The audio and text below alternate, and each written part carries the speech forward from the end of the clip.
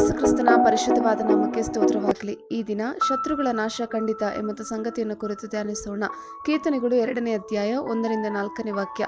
ಅನ್ಯ ಜನಗಳು ದೊಂಬಿ ಮಾಡುವುದು, ಜನಾಂಗಗಳವರು ವ್ಯರ್ಥ ಕಾರ್ಯಗಳನ್ನು ಯೋಚಿಸುವುದು ಯಾಕೆ? ಯೆಹೋವನಿಗೂ ಆತನು ಅಭಿಷೇಕಿಸಿದವನಿಗೂ ವಿರೋಧವಾಗಿ ಭೂಪತಿಗಳು ಸನ್ನದ್ಧರಾಗಿ ನಿಂತಿದ್ದಾರೆ. ಅಧಿಕಾರಿಗಳು ಒಟ್ಟಾಗಿ ಸೇರಿ ಆಲೋಚಿಸುತ್ತಿದ್ದಾರೆ. ನಮಗೆ ಅವರು ಹಾಕಿದ ಬಂಧನಗಳನ್ನು ಕಿತ್ತು ಬೇಡಿಗಳನ್ನು ಮುರಿದು ಬಿಸಾಡೋಣ ಎಂದು ಮಾತಾಡಿಕೊಳ್ಳುತ್ತಾರಲ್ಲ. ಪರಲೋಕದಲ್ಲಿ ಆಸನರೂಢನಾಗಿರುವ ಆತನು ಅದಕ್ಕೆ ನಗುವನು. ಕರ್ತನು ಅವರನ್ನು ಪರಿಹಾಸ್ಯ ಮಾಡುವನು. ಆಮೆನ್. ಭಾರತದಲ್ಲಿ ಬ್ರಿಟಿಷ್ ಆಳ್ವಿಕೆಯನ್ನು ತೊಡೆದು ಹಾಕಲು ಮಹಾತ್ಮ ಗಾಂಧಿ ಅವರ ಪಾತ್ರ ಸ್ವಾತಂತ್ರ್ಯದ ಬಗ್ಗೆ ಬಹಳ ಖಚಿತವಾಗಿತ್ತು. ಮಹಾತ್ಮ ಗಾಂಧಿ ಎಂದು ಜನಪ್ರಿಯವಾಗಿ ಕರೆಯಲ್ಪಡುವ ಮೋಹನ್ ದಾಸ್ ಕರಮ್ಚಂದ್ ಗಾಂಧಿ ಅವರು ಭಾರತದ ಪ್ರಮುಖ ರಾಜಕೀಯ ಮತ್ತು ಆಧ್ಯಾತ್ಮಿಕ ನಾಯಕರಾಗಿದ್ದರು. ಅವರು 1922ರಲ್ಲಿ ಅಸಹಕಾರ ಚಳವಳಿ ಮತ್ತು 1930ರಲ್ಲಿ ಉಪ್ಪಿನ ಮೆರವಣಿಗೆ ಮತ್ತು ನಂತರ 1942ರಲ್ಲಿ ಸ್ವಾತಂತ್ರ್ಯ ಹೋರಾಟದ ಸಮಯದಲ್ಲಿ ಕ್ವಿಟ್ ಇಂಡಿಯಾ ಚಳವಳಿಯಲ್ಲಿ ದೇಶವನ್ನು ಮುನ್ನಡೆಸಿದರು. ಹೀರೇಮ್ ಎಂಬ ಇಬ್ರೂ ಪದವನ್ನು ಸತ್ಯವೇದದಲ್ಲಿ ಸಂಪೂರ್ಣ ವಿನಾಶವನ್ನು ವಿವರಿಸಲು ಬಳಸಲಾಗಿದೆ. ಉದಾಹರಣೆಗೆ ಯೆಹೋಶುವ 6ನೇ ಅಧ್ಯಾಯ 17-18ರಲ್ಲಿ ಯೆರಿಕೋವನ್ನು ನಾಶ ಮಾಡಲು ದೇವರ ಆಜ್ಞೆಯನ್ನು ವಿವರಿಸಲು ಹೀರೇಮ್ ಅನ್ನು ಬಳಸಲಾಗುತ್ತದೆ. ಇಬ್ರೂ ಭಾಷೆಯಲ್ಲಿ ಕಲಾಹ್ ಎಂದರೆ ಸಾಧಿಸುವುದು, ಪೂರೈಸುವುದು, ಜಾರಿಗೆ ತರುವುದು ಎಂದರ್ಥ. ಸಾಧಿಸಲು, ನಿರ್ಧರಿಸಲು, ಆಲೋಚನೆ.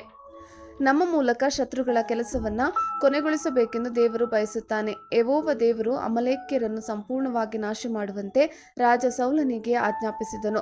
1 ಸಮುವೇಲ 15-18 ವಾಕ್ಯ. ಆತ ನಿನಗೆ ಹೊರಟು ಹೋಗಿ ದುಷ್ಟರಾದ ಅಮಲೇಕ್ಯರೊಡನೆ ಯುದ್ಧ ಮಾಡಿ ಅವರೆಲ್ಲರನ್ನು ಸಂಪೂರ್ಣವಾಗಿ ನಾಶ ಮಾಡು ಎಂದು ಹೇಳಿದನು. ದೇವರು ನಮ್ಮ ಶತ್ರುವನ್ನ ಸಂಪೂರ್ಣವಾಗಿ ಹೇಗೆ ಅಂತ್ಯಗೊಳಿಸುತ್ತಾನೆ? ಯೆಹೋವನು ಒಳ್ಳೆಯವನು, ಇಕ್ಕಟ್ಟಿನ ದಿನದಲ್ಲಿ ಆಶ್ರಯದುರ್ಗವಾಗಿದ್ದಾನೆ. ತನ್ನ ಮೊರೆಹೊಕ್ಕುವವರನ್ನು ಬಲ್ಲನು, ಆದರೆ ತುಂಬಿ ತುಳುಕುವ ಜಲಪ್ರವಾಹದಿಂದಲೋ ಎಂಬಂತೆ ನಿನವೆಯ ಸ್ಥಾನವನ್ನು ತೀರ ಹಾಳು ಮಾಡಿ ತನ್ನ ವಿರೋಧಿಗಳನ್ನು ಹಿಂದಟ್ಟಿ ಅಂಧಕಾರಕ್ಕೆ ತಳ್ಳುವನು. ನೀವು ಯೆಹೋವನಿಗೆ ವಿರೋಧವಾಗಿ ಯಾವ ಕುಯುಕ್ತಿಯನ್ನು ಕಲ್ಪಿಸುತ್ತೀರಿ? ಆತನು ಪೂರ ಹಾಳು ಮಾಡುವನು. ಅಪಾಯವು 2ನೇ ಸಲ ಉಂಟಾಗಬೇಕಾಗಿಲ್ಲ. ಆತನ ವೈರಿಗಳು ಮುಳ್ಳುಗಳಂತೆ ಹೆಣೆದುಕೊಂಡಿದ್ದರು, ತಮ್ಮ ಮಧ್ಯದಲ್ಲಿ ಮುಳ್ಳಾಗಿದ್ದರು, ತುಂಬ ಒಣಗಿದ ಕೂಳೆಯಂತೆ ಬೆಂಕಿಗೆ ತುತ್ತಾಗುವರು. ನಿನವೆಯೇ, ಯೆಹೋವನಿಗೆ ವಿರೋಧವಾಗಿ ದುರಾಲೋಚನೆ ಮಾಡಿ ಕೇಡನ್ನು ಸಂಕಲ್ಪಿಸುವವನು ನಿನ್ನೊಳಗಿಂದ ಹೊರಟಿದ್ದಾನೆ. ಯುದ್ಧವು ದೇವರಿಗೆ ಸೇರಿದ್ದು. ಯೆಹೋವನು ಇಂತೆನ್ನುತ್ತಾನೆ, ನಿನ್ನ ಶತ್ರುಗಳು ಎಷ್ಟು ಪ್ರಬಲರಾಗಿದ್ದರೂ, ಅವರ ಸಂಖ್ಯೆ ಎಷ್ಟು ಹೆಚ್ಚಿದ್ದರೂ ಅವರು ಕಡಿಯಲ್ಪಡುವರು. ಆ ದುರಾಲೋಚಕನು ಇಲ್ಲವಾಗುವನು. ನಿನ್ನನ್ನು ಬಾಧಿಸಿದ್ದೇನೆ, ಇನ್ನು ಬಾಧಿಸಿನು.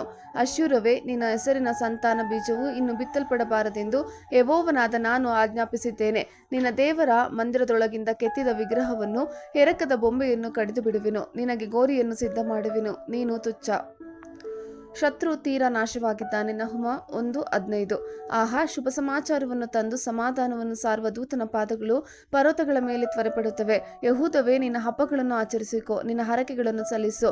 ಆ ದುಷ್ಟನು ಇನ್ನು ಮುಂದೆ ನಿನ್ನನ್ನು ಹಾದು ಹೋಗನು, ತೀರಾ ನಾಶವಾಗಿದ್ದಾನೆ. ಆಮೇನ್. ಕರ್ತನ ಕೃಪೆ ನಿಮ್ಮೆಲ್ಲರೊಂದಿಗಿರಲಿ.